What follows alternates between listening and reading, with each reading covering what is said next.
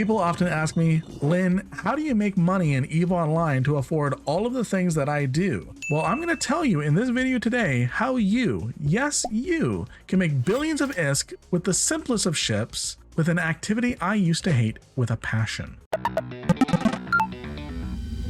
Hello everyone, my name is Lynn with Slow Community, and today I'm going to be showing you how to make billions of ISK in EVE Online that is low risk, anyone can get started in, and some tips on how to make this often slept on activity rewarding and as safe as can be. So am I talking about ratting, mission running, deep flow rifts? No. I am talking about exploration. Just like exploration in other space games can net you hundreds of millions of credits, exploration in EVE Online can net you billions of ISK. But scanning and looting these sites frustrates many players, and it used to frustrate me too, until I learned the tips and tricks in this video I'm going to share with you now. And no, you don't need an Astero like many would have you believe. Exploration. The main point of this activity is to find material that industry and manufacturing players will pay big for in order to construct ships, modules, and rigs for other players in EVE Online. Now, you can use this to find material to reduce your input costs if you are one of those manufacturers. Today, I'm going to be focused purely on finding exploration loot and what each of the two categories mean, relic and data. To start, you need a ship. There are several really good low skill fits available to free-to-play players that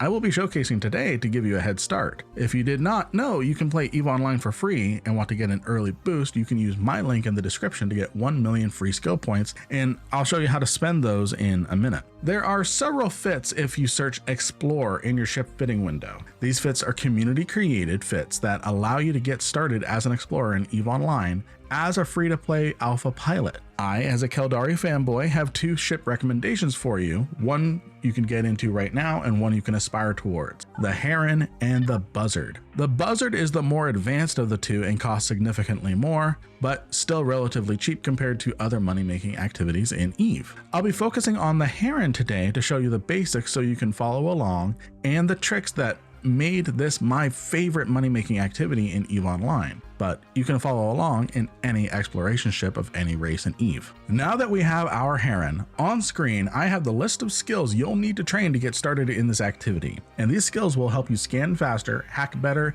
and move around quicker so you can realize the profits of what we're going to find today while exploring. This also lays the groundwork for you if you are ever looking to get into the Buzzard or any other advanced exploration ship. This is over 45 days of alpha training time, and you may be thinking, holy cow, I have to wait that long to get into this? Now, normally, yes, this would be a relatively long train, and EVE is a different kind of MMO than most. It rewards your time investment, and these train passively in the background while you're doing other things. So you can go do tutorial missions, get money and more while you wait for these to train. With the skills on screen, I've prioritized and set up this skill plan for you to be the fastest way to get into exploring as quickly as possible. And it only takes 5 days as a free-to-play or alpha pilot to get started with this. That's a lot easier to swallow than 45 days, and it allows you to explore the concepts of EVE doing the tutorial. And I always recommend doing the tutorial and career missions in your starter systems. They give you a lot of free stuff and a lot of starter money. If you are wanting to jump straight in with this skill plan and all the skills in it,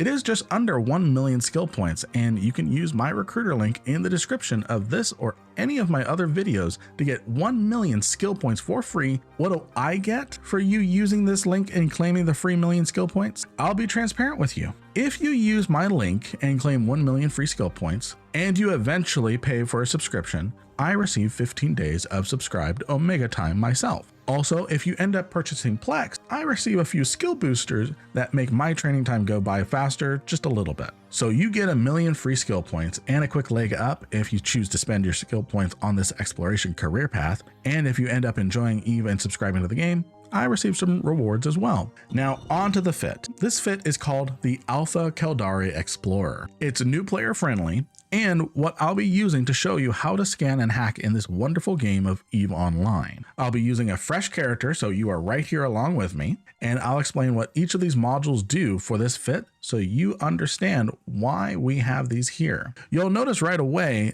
I do not have a module called a cargo scanner. That's because I don't believe in cherry picking exploration sites, meaning only picking the most valuable loot and moving on. What this actually does is prevent the site from respawning until someone else finishes the rest of the cans long after you leave, meaning that you have to move further and further away to find fresh and unclaimed exploration sites. There's one caveat to this, but it's related to nullsec, and we'll get into that much later into the video. We have here, starting in our high slots, with the most important module on our ship, the core probe launcher and core scanner probes. This is our means of finding exploration sites. There is a highly recommended upgrade path, such as the Sisters Core Probe Launcher and Sisters Core Scanner Probes, but those are relatively expensive for new players, and we want to keep this particular fit and video as cheap and replaceable as possible. Because remember, treat your ships like ammo in this game. They will explode eventually, so don't get attached. Feel free to upgrade though when you can afford the whole ship and fit 3 times over.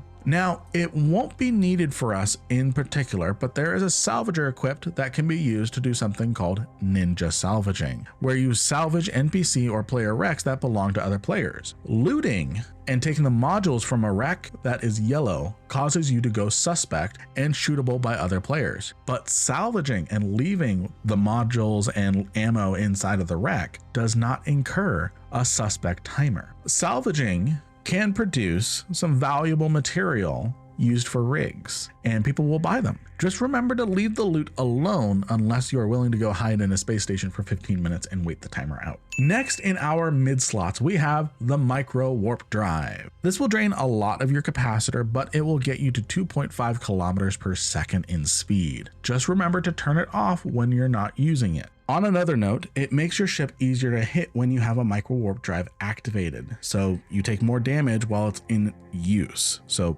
be mindful of that. Next, we have the main stars of our activity, the relic and data analyzers. We have both, so we can do both as we are out exploring. These are used in respective relic and data sites to access the loot within and starts the hacking minigame. The minigame is exactly the same in both relic and data sites, so you don't have to worry much beyond making sure you have the right tools for the right jobs. You'll notice that they have 2 notable stats, coherence and strength. Coherence is the health you start with in the minigame, and strength is your attack power in the minigame. Now, there are modules that combine the ability of the relic and data analyzer together. However, those are very expensive and they have different trade-offs for that combined use, such as lower coherence to start with, or lower utility slots. We're not going to worry about those. We're just going to be focusing on the basic tools of the job. Now we have 2 Tech 1 scan rangefinder arrays. What these allow us is it gives our probes extra scan strength and makes scanning things down a little easier. Next, we have our low slots, a pair of nanofiber structure modules. These make our ships go faster and have more agility, meaning with the micro warp drive off, we can warp away much quicker, but we also get an extra boost to our base speed, so our micro warp drive multipliers are extra powerful when it's on. Lastly, in our rig slots, we have 2 Tech 1 gravity capacitor upgrades. These also boost the strength of our scanner probes and make our scanning job that much easier, even with our relatively low skills. You'll also notice that we have a cargo capacity of 400 cubic meters. This will allow us to stay out and collect loot for much longer than normal. Even my Buzzard only has 190 cubic meters at base, but there's a trick we can use to make this cargo capacity go just a little further. Buy yourself a medium standard container off of the market. This particular module takes up 325 cubic meters of cargo space, but itself can hold 390. So what does this mean? We just took 400 cubic meters, spent 320 of it for a cargo container that holds 390 cubic meters. And in the end, we turn our 400 cubic meter cargo hold into 465 cubic meters of total cargo space. That extra bit of cargo space could be the difference between making room for some valuable loot. Yes, there's some clicking you need to do to move your loot to this container, but one extra click for more potential loot is definitely worth it. This fit is estimated to be about 1.5 million ISK at the time of this recording, and you'll need to go to the main trade hub to get it. JITA, Planet 4, Moon 4, Caldari Navy Assembly Plant. otherwise known to the rest of EVE Online as GTA44, to get the best prices and availability of items around. Again, I recommend doing a few of the career agents and tutorial missions since they reward you with some ISK you can use to purchase this. Make sure you have enough to buy a few Herons and their fits before you start this activity. Now that we have our Heron, we can actually get going with some of our tips. To start, I always recommend doing the following if you're brand new to EVE Online. Grab this local chat channel and pull it out of the chat windows so it's by itself. This will allow you to see who is in the solar system with you so you can be aware of large movements, see if anyone is currently a suspect or criminal in system, and overall just know who is around you. I recommend making this as thin and as tall as possible without covering anything else on the screen. Since it's not really needed for us to actually talk in this chat and you mostly just need to see names, you can make this even more compact by clicking the 3 dots, going to member list, and select use compact list, which will hide the avatars and just show the names. To find an exploration site, you need to have your probe window open. This will open a window that covers your screen and takes up a lot of space and can be intimidating right away. But let's take this into pieces. First, I recommend you click on this icon here and select floating. This will give you access to your overview again so you can stay situationally aware. Next, we don't need this huge size of a window, so we can pop out the probe scanner into its own window like this, and we can reduce the solar system map window as well like this. You can set this up any way you would like, however, on your UI. This is my preferred setup, and look at that. We found a cosmic signature. Let's start with the first tip of this guide. This rule is important for you to know because except for a few exceptions like sleeper cache sites, ghost sites, and some wormholes, all cosmic signatures spawn within a 4 AU radius of a celestial object like a planet or moon. This means you can set your probe scanner to the radius of 4 AU on this slider, center your probes on a planet that intersects the cosmic signature, and this will cut down on needing to chase down the signature around and reduce the frustration when scanning these sites down. Now all you need to do is hit scan and start working on narrowing down your search. You already saved yourself half the time of scanning this. You may encounter 2 unique patterns of scan results as you're narrowing in on the site: the ring and the split.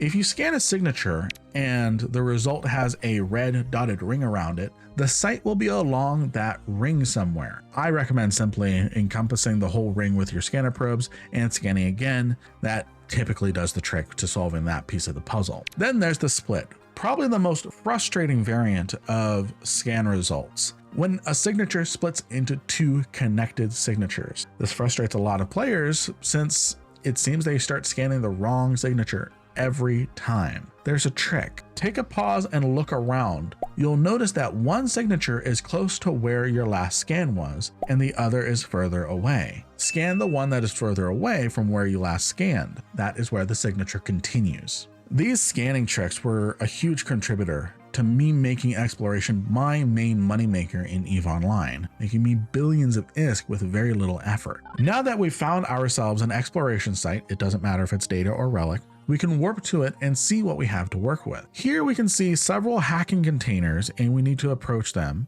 Make sure that when you activate your hacking module that you don't go away from the optimal range. Leaving that range will cause the hack to fail. And here we are. Finally, hacking. There's a few tips you need to be aware of to make this go as smooth as possible. First, while not a tip per se, always watch your health and attack power. You'll find enemies that have a lot of attack power or can even reduce your attack power. Next, pay attention to where you start in the hacking window. If you start in the corners, the rule of 8 tip applies. This means that the system core, what you're trying to hack, will not spawn within 8 nodes of where you spawn, so always make a break for the corner. The flip side of this, if you spawn in the center, the system core can literally be anywhere on the board, including right next to where you spawn. As you move along the board, you'll notice numbers appear on the nodes you unlocked, starting from 5 and going all the way down to 1. This does not mean you are getting close to the system core. You are just moving closer to something that could be beneficial to you. Whether it be a utility item or a data cache or the system core itself, just be mindful of the rule of 8. As you find these items, some players like to call these before 8 it's bait. On the note of data caches, these are supposed to be a 50% chance of being something good or bad. However, in reality, with a lot of testing from the community and personal experience, it's closer to being 70% something bad, meaning you should only open these data caches if you have found the system core and you need to find a repair item, or you are about to otherwise fail the hack anyways. You do get 2 hacking attempts per container, though keep in mind that's just when it comes to normal hacking sites. Some hacking sites, if you fail on the first hack, that's it. Some containers can even explode if you fail the hack, or even spawn NPCs. Now we have our next hacking rule, the rule of 6. If you see a node that is surrounded on all sides by nodes, this node is almost always safe. You can think of it as a safe haven to catch your breath. However, in the chance that it is not safe and a hostile firewall is in the center, that means the system core is in one of those 6 surrounding nodes. You've almost found and finished the hack. I have watched live streams of players find a firewall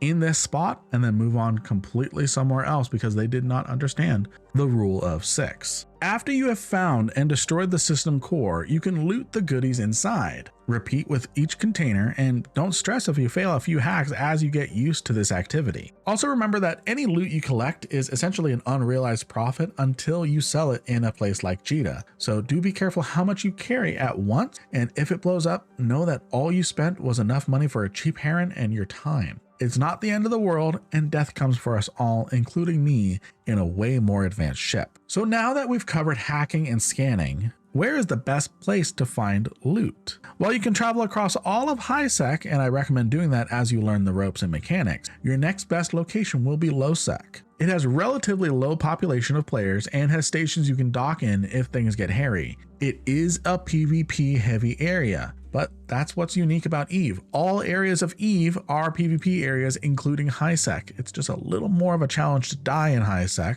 so be on your guard everywhere. People often say that EVE stands for everyone versus everyone, so just be aware that everywhere is a PvP zone. One thing you can do to maximize your chances of survival is to do 2 things. Whenever you enter a new solar system, warp to a random gas giant moon. They have a lot of moons around them and make for great hiding spots. Just be prepared to warp again if you are being hunted. When you are ready to travel to another system, whenever possible, do not warp directly to your next Stargate. Instead, warp to a planet or asteroid belt near your destination and then warp to the exit Stargate. If there are smart bombers or warp disruption bubbles, you are more likely to survive by bouncing before you go to your exit Stargate. Smart bombers, who have an area of effect explosive blast, and warp disruption bubbles, which stop you from warping and stop you short of your gate, rely on feeding on the lazy pilots who go gate to gate. If you just go that extra mile, you can avoid most of their traps. If you want to know the concepts of how to avoid warp disruption bubbles, you can watch my video I made about it here. You can also use the map itself to see if there are lots of PvP happening in the area and help you avoid areas like faction warfare space, which are heavy low-sec PvP zones. Sort by statistics and ships destroyed last hour. Also, if you look at escape pods destroyed last hour, it could be a clue that bubbles or smart bombers are in use. You can also use a resource like EVE Gate Camp Check to put in your starting point and your destination to see if any PvP is happening on Stargates along your route. There was one caveat about cherry picking I mentioned earlier, and I'll close that loop here. Ghost sites, faction warfare operation data centers, and relic sites in the drone regions are uncherry pickable. This is because the site despawns in various ways after you arrive. For ghost sites, eventually NPCs will arrive and start blowing up the cans, dealing damage to anything near them. For operation data centers, after hacking the first can, NPC guards arrive to shoot you and the site despawns in 30 minutes. And for relic sites in the drone regions, more about the drone regions and how it came to be in this video here, by the way, the cosmic signature disappears after you hack the first can and it starts respawning somewhere else. Now remember, your EVE ships are like ammo. They will explode eventually, but hopefully you can make some ISK between the explosions and come away making billions doing exploration. As you get more advanced and comfortable and subscribe to EVE Online, you can get into covered op ships like the Buzzard. These ships have cloaking devices that you can fit on, and a module that bypasses bubbles with a cooldown, so you can go into even more dangerous areas of space with a bit more confidence for greater rewards. If you enjoyed this guide, definitely like the video so I know to create more EVE guides like this in the future, and also consider subscribing to the channel so you don't miss anything else. Also, feel free to check out this video here on how you can get yourself a free Pioneer mining destroyer. If you really like this video, consider using my creator codes in the description below. I do receive a small kickback. I want to take a moment to thank my YouTube and Patreon members. Your continued support means the world to me. I appreciate each of you, and I couldn't do this without you. Bye-bye now.